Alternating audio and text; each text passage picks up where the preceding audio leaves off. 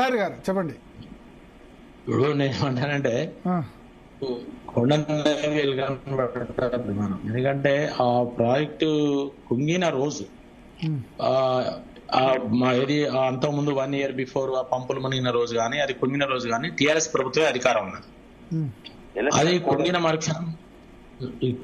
మరుక్షణం కిషన్ రెడ్డి గారు కంప్లైంట్ చేసిన సెంట్రల్ కు, దాని డ్యామ్ సేఫ్టీ అధికారులు వచ్చిండ్రు, పరిశీలించారు, రిపోర్ట్ కూడా ఇచ్చిండ్రు.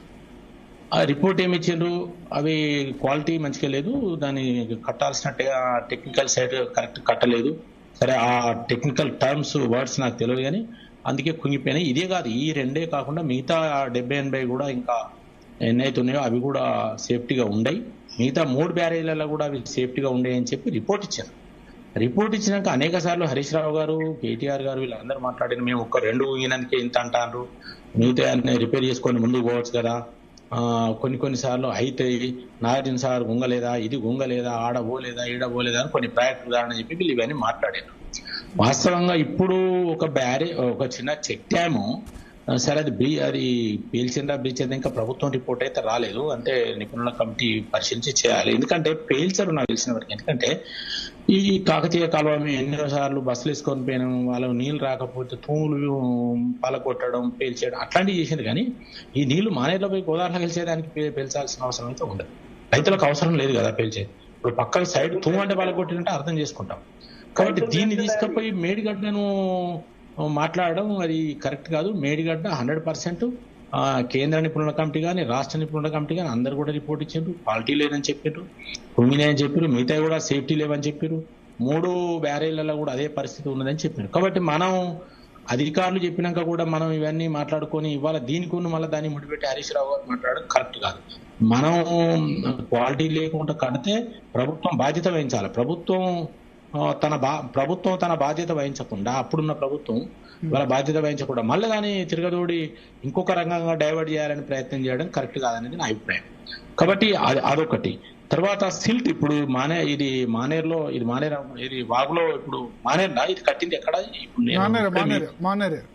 ఆ మానేరు మీద కట్టిన దాని మీద ఏదైతే ఉన్నదో ఈ మానేరు మీద కట్టిన దాని మీద ఏమైనా ఇసుక తీయడం వల్ల గుంగిందా? ఇప్పుడు ఇంతకుముందు శరత్ గారు చెప్తున్నారు ఇసుక తీయడం వల్ల గుంగిందా, లేకపోతే ఇంకేదైనా టెక్నికల్ డిజైన్ లోపం వల్ల గుంగిందా, నాణ్యత లోపం వల్ల గుంగిందా అనేది ముందైతే పరిశీలించిన తర్వాత దాన్ని యాక్షన్ తీసుకోవాలని నేను కోరుతున్నాను. ఆ కాంట్రాక్ట్ ఉండవచ్చు, కఠినలు ఎవరైనా కావచ్చు, ఏదైనా కావచ్చు. అది ముందు అది కంప్లీట్ బయటికి రాకముందే మనం ఇవన్నీ మాట్లాడడం వల్ల ఏమైందంటే అసలు వాస్తవాలు బయటికి రాకుండా అయిపోయి వాళ్ళు ఎవరైతే నష్టం చేసినారో వాళ్ళు బెనిఫిట్ అయ్యే అవకాశం ఉన్నదని నేను అంటున్నాను. అందుకనే వాస్తవాలు బయటికి రావాల్సిన అవసరం అయితే ఉంది. ఇప్పటికైతే ప్రభుత్వం వైపు నుంచి దేని వల్ల పోయింది అనేది ఇంకా చెప్పలేదు అనేది నా అభిప్రాయం. కాబట్టి మనం ఈరోజు అంటే మనకి ఈరోజు శరత్ గారు బాధపడుతున్నారు, తుంగరంతా వచ్చి ఆ ఇసుక దోసుకోవడం కానీ అవి ఇవి మా పార్టీ కాంగ్రెస్ వచ్చి చేస్తున్నారు, కాంగ్రెస్ తప్పలేదు అంటే కాంగ్రెస్ వచ్చి ఎమ్మెల్యేలతో ఆ పార్టీలో మిమ్మల్ని ఇంటరప్ట్ చేస్తున్నందుకు సారీ. మైనింగ్ గురించి బాగా మంది మాట్లాడతారు, నక్సలైట్లు మైనింగ్ ను ఆపుతున్నారని. నక్సలైట్లు ఇక్కడ రావాల్సింది ఇసుక దగ్గర, గ్రానైట్ దగ్గర. ఈ మైనింగ్లు పట్టుకొచ్చుకోకుండా ఎక్కడో దండకారణ్యంలో మైనింగ్ చేస్తున్నారని నక్సలైట్లు ఆపుతున్నారట. నక్సలైట్లు ఉంటే గనక ఇక్కడ ఇసుక మైనింగ్ ఆపండి దయచేసి. ప్రతి చోట, ప్రతి నియోజకవర్గం ఎక్కడ ఆపారండి? అంటే కొద్దిమంది పర్యావరణ చాలా మంది నక్సలైట్లు ఎందుకు కావాలంటే మైనింగ్ ఆపేందుకట. మైనింగ్ కాదు, ముందు ఇసుక మైనింగ్ ఆపండి. ఇసుక కూడా మైనింగే కదా భరత్ గారు. 30 ఏళ్ళు ఆపారు. అదే నేను చెప్తున్నా, అంటే రాజకీయ నాయకులు, పార్టీలు అందరు ఇసుక అంటే దందా. ఇప్పుడు పాపము ఆ మారెప్ప అని మినిస్టర్ ఉండే, ల్యాండ్, శాండ్, మైను, వైను, ఈ 4 రిసోర్సెస్ మెయిన్ డబ్బులకి. ఏ రాజకీయ పార్టీ అయినా చూసుకోండి, ఇసుక దందా లేకపోతే అసలు రాజకీయ పార్టీలో ఫండింగే లేదు. ఒక్కరోజు ఇసుక బంద్ చేస్తే మొత్తం సంగతి. ఇసుక దాని మీద మా జీవనాధారం ఎట్లా అంటున్నారు ట్రాక్టర్లు నడిపేవాళ్ళు. ఇసుక మా ధర్మపురి గోదావరి స్నానాలు చేసే దగ్గర ఇసుక దవ్వుకొని పోతారు. ఏం చెప్పాలి? అదేంటంటే పబ్లిక్ గా ట్రాక్టర్లు దవ్వుకొని పోతే ఎట్లా మా జీవనాధారం ఎట్లా? దీని మీద ఆధారపడి 200 మంది ఉన్నామంటారు. ఇక ఎస్ నరహరి వేణుగోపాల్ రెడ్డి గారు. భరత్ గారు ఒక విషయం, ఇప్పుడు వేణుగోపాల్ రెడ్డి గారు నేనేదో బాధపడుతున్నాను అట్లా ఏం లేదు. వీళ్ళందరూ ఏం సాధు పుంగవులు గారు. ఇటీవల కాలంలో ఏం జరుగుతుందంటే ఈ మైగ్రేషన్ టువర్డ్స్ బీజేపీ పోతున్నది. ఈ దొంగలే కొంతమంది బీజేపీ కూడా చేస్తా ఉన్నారు. చేస్తా ఉన్నారు సార్. ఇప్పుడు బీజేపీలో ఏదో పెద్ద సత్య హరిశ్చంద్రులో లేదా రామకృష్ణ పరమహంసలో లేరు. అక్కడ కూడా ఇది అంటే లోయర్ లెవెల్ కరప్ట్ అయిపోయింది. శరత్ గారు, నేను బీజేపీ అయినా కాంగ్రెస్ అయినా బీఆర్ఎస్ అయినా నేరస్తులు గాని దొంగలు గాని లంచులు గాని చేరుకుంటే ఆ పార్టీలో తప్పు. నేను బీజేపీని వెనకేసుకొచ్చి కాంగ్రెస్ ని తప్పుపట్టే ప్రయత్నం చేస్తలేదు.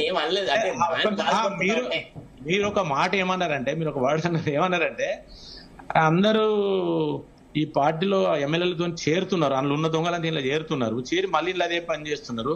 కానీ ఇలా కాంగ్రెస్ తప్పులేదు, కానీ ఆ ప్రజాప్రతినిధులు ఎంబడి చేసుకొని సంపాదించుకుంటారంటే నేనేమంటానంటే అది బీజేపీ కూడా కావచ్చు, కాంగ్రెస్ కూడా కావచ్చు, ఎవరైనా కూడా ఒకసారి చేర్చుకున్నప్పుడు అలాంటి పనులు చేసినప్పుడు ఆ పార్టీకి బాధ్యత ఉండాలని నేను అంటున్నా. కాంగ్రెస్ కైనా ఉండాలి, బీజేపీకైనా బీఆర్ఎస్ కైనా. కానీ ఆ చేర్చుకున్న నాయకులను కూడా తప్పుబట్టి అడిగే పరిస్థితి ఉండాలి. లేకపోతే ఎవరైనా అంతే కదా, ఎవరైనా అంతే కదా. కాబట్టి ఆడ ఎక్కడైతే ఫ్రాడ్ జరుగుతున్నదో, చెడు జరుగుతున్నదో దాన్ని ఆయా పార్టీలు నియంత్రించుకోలేకపోతే మళ్ళీ ఇట్లనే ఉంటది. ఈ వీళ్ళు మళ్ళీ రేపు ఇంకో ప్రభుత్వం దానిలో కూడా పోతారు. ఏమున్నది అలా?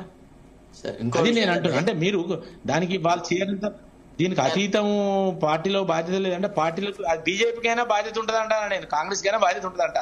బాధ్యత లేకుండా వాళ్ళు పార్టీలు నియంత్రించాలి. పార్టీలు నియంత్రించకపోతే ఆ పార్టీలు కూడా పొల్యూట్ అయినట్టే లెక్క. ఇది నా అభిప్రాయం.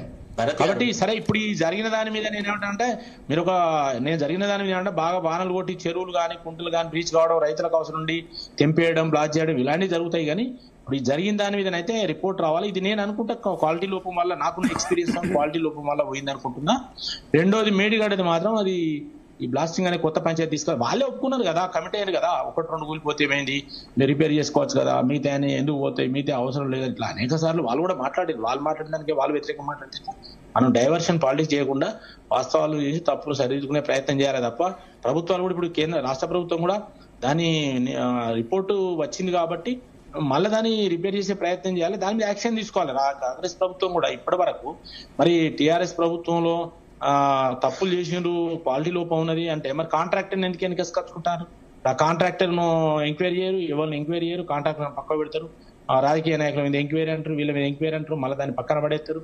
అంటే కాంగ్రెస్ పార్టీ అధికారంలోకి వచ్చినాక, అధికారం రాకముందు మాట్లాడిన మాటలకు ఇలా ప్రాక్టికల్ కనిపిస్తుంటే దాని మీద యాక్షన్ తీసుకోకుండా, దాని మీద కేసు వేయకుండా, అందులో ఎవరైతే బాధ్యులు ఉంటారో వాళ్ళ మీద చట్టపరమైన చర్యలు తీసుకోకుండా వాళ్ళు కూడా కాలయాపన చేసి కాంప్రమైజ్ అవుతారు కదా.